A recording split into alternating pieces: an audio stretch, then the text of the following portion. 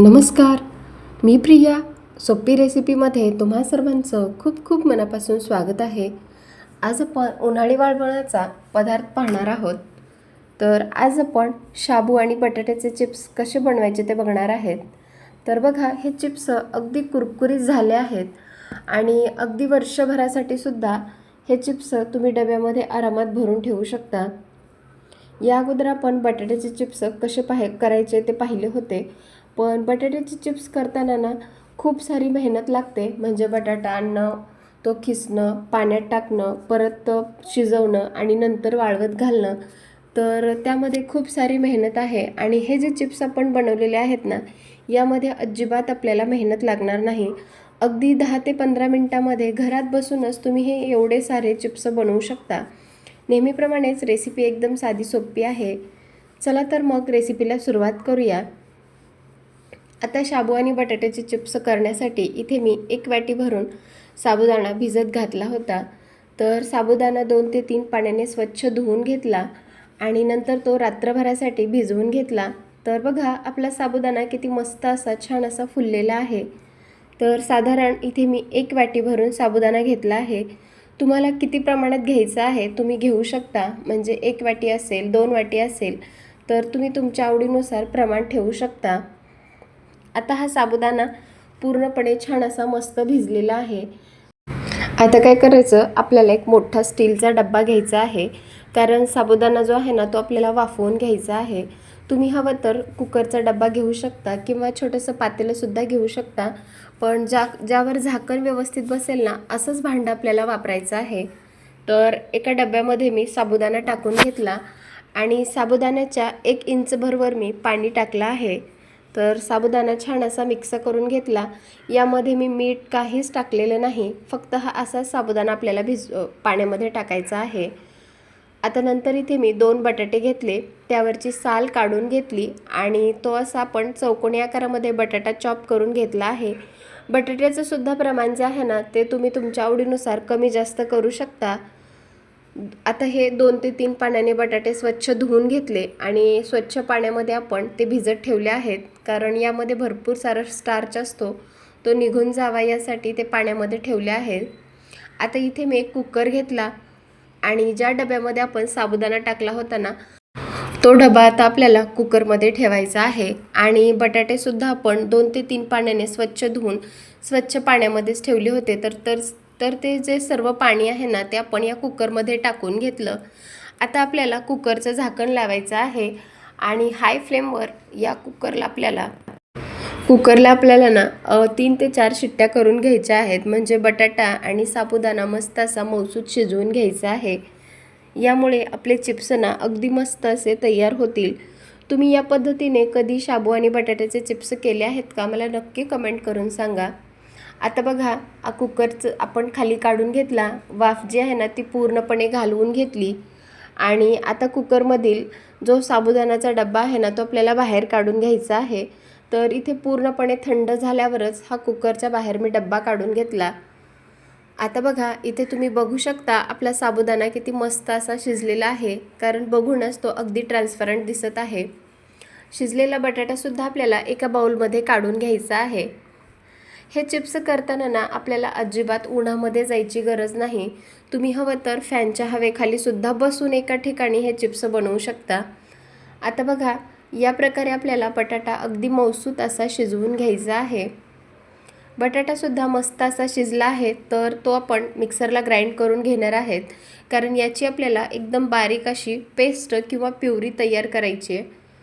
तर सर्व बटाटा आपण मिक्सरच्या मोठ्या भांड्यामध्ये टाकला. आता हे वाटण करत असताना ना, यामध्ये आपल्याला कोणते मसाले घालायचे नाहीत किंवा पाण्याचा सुद्धा वापर करायचा नाही. पाणी न टाकता बटाटा आपण मिक्सरला ग्राइंड करून घेतला. एकदम स्मूथ अशी याची पेस्ट तयार झाली. आता ही पेस्ट आपण एका दुसऱ्या बाउलमध्ये काढून घेऊयात. सर्व पेस्ट आपण या बाउलमध्ये काढून घेतली की जो साबुदाणा होता ना, तो सुद्धा आपण या बटाट्याच्या पेस्टमध्ये काढून घेऊयात.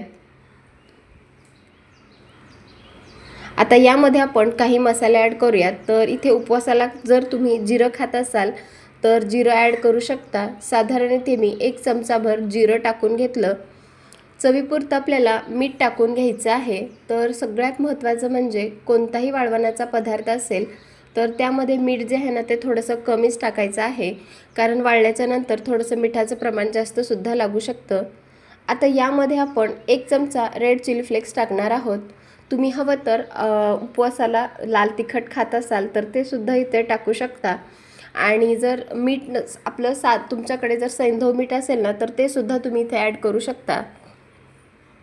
आता हे मसाले टाकलं की आपण हे छान असं एकत्रित फेटून घेऊयात।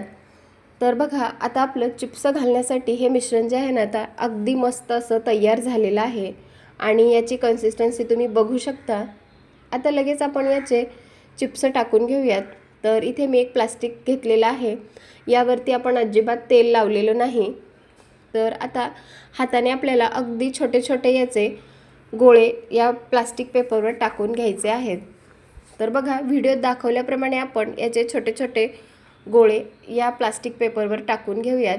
तुम्ही हवं तर ना याचे पापडसुद्धा घालू शकता, पण इथे मी अगदी लहान आकाराचे चिप्स बनवून घेणार आहे।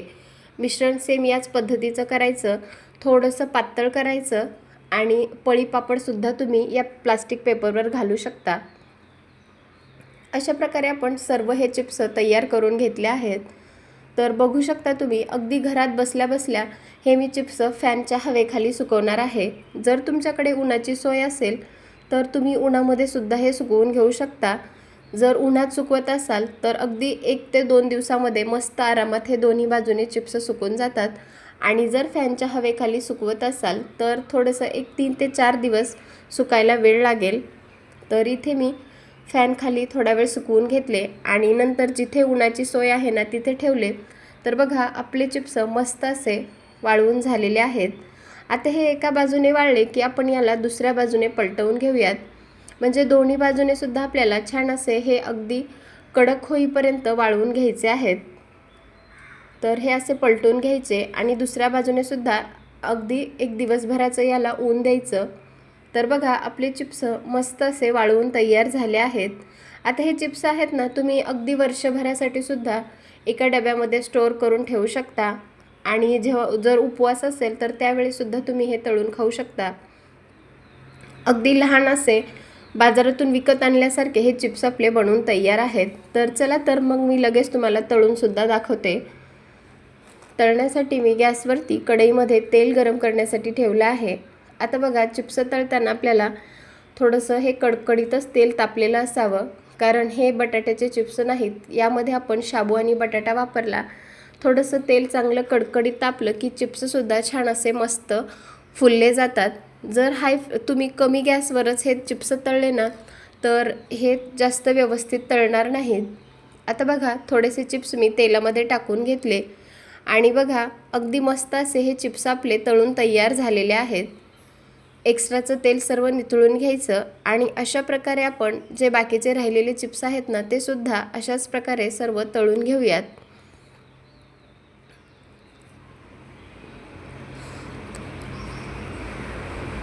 इथे बघा मी सर्व चिप्स अशा प्रकारे तळून घेतलेले आहेत। अगदी घरात बसल्या बसल्या 10 ते 15 मिनिटांमध्ये हे चिप्स बनवून तयार झाले आहेत। याला जास्त कोणत्याही प्रकारचं झंझट लागलेले नाही किंवा उन्हात जाऊन सुकवायची सुद्धा गरज लागली नाही। तर अगदी कुरकुरीत आणि मस्त असे चटपटीत हे चिप्स आपले बनवून तयार आहेत।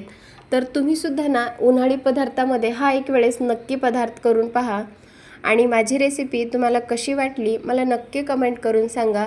व्हिडिओ जर आवडला असेल तर जास्तीत जास्त लोकांपर्यंत शेअर करा आणि चला तर मग पुन्हा भेटूयात अशाच एका छानशा मस्त खमंग रेसिपीसोबत।